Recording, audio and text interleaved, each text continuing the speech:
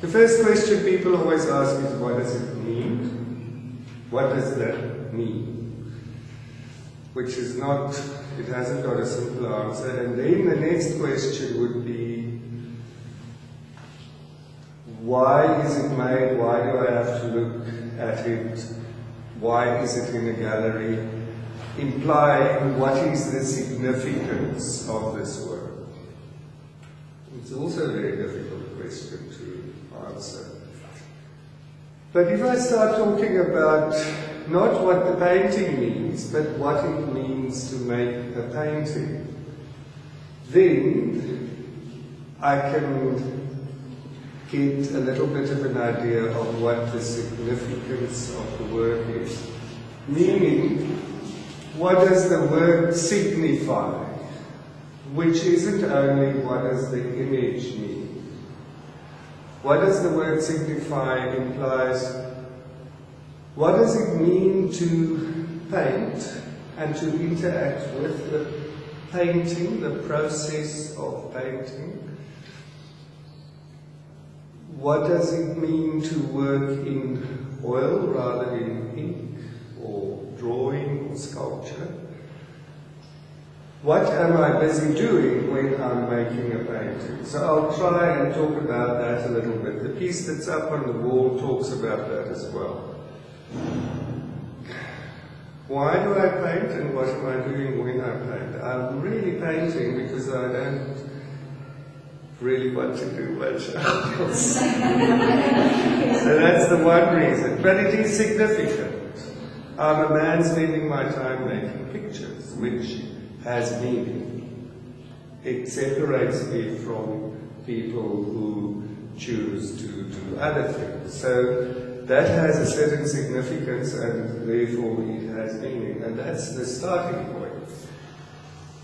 I discovered very early in life that I can draw and that I like the magic of it. If I make a line, then something happens.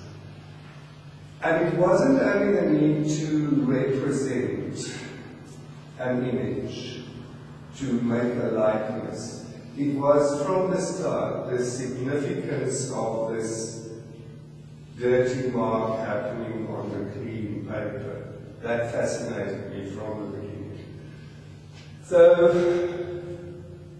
I think the act of drawing and painting then developed into my own development of a language to communicate with myself from a very early age. And I think everybody, and if I'll come to the writers and the other artists, people ask themselves, what am I doing here?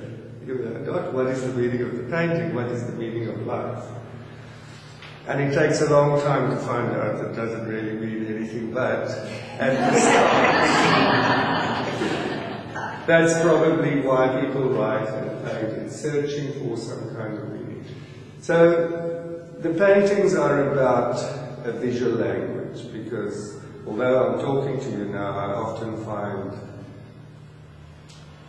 the spoken or written word limited in terms of expressing something to myself. When you'll also see in a lot of the work it's about being, how to be. And I think we start off by thinking in language, what am I doing here, what am I going to do, where am I going, all of that stuff. And it's not enough. I don't get the answers. So for me, making the images is also about avoiding that rational conversation with myself. The starting point for the series was, often we'll read work that we identify with. I'll be reading a writer and think, oh, I agree, he thinks like me. So there's a relationship with this writer, or if you see somebody's painting. And then maybe, not at the same time, but at a later stage, you see a photograph. Oh, this is what he looks like, that's what he thinks like. And then it's quite interesting to bring the two together. Sometimes it doesn't make sense. He doesn't look like the man manner could have said that or do that. And sometimes the visual quality of the artist fits the thinking. And then I just started, okay, I'll make a portrait of this one. It's quite an interesting face. Or there's a relationship. This is Derek Jarman. He was a filmmaker, and while he was dying, he started a garden, and then somebody sent me a book on his garden, and then I think, okay, I'll make a painting of him. So that would be the starting point. But then when I had 10 up, I could put them up in any order, and there would be a different meaning every time.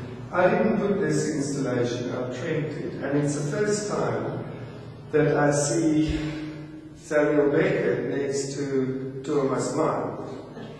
And Samuel Beckett said, well, you can't really say anything, there's nothing to say, but I have to keep on saying it. You can't stop saying it, you can't stop talking. And Thomas Mann, obviously, he had a lot to say. He wrote these tomes of novels, but they were talking about a very similar thing. What am I doing here? How to very repetitive. I do the same image over and over, and every time it happens differently. And then after I made the drawing, that bit of pink shining through, I thought, it's fleshy enough, I don't have to put flesh on this character. It's talking about that flesh feeling. And that's how exciting the painting is. But I have to see whether it fits in with the composition and with the idea I had for the painting.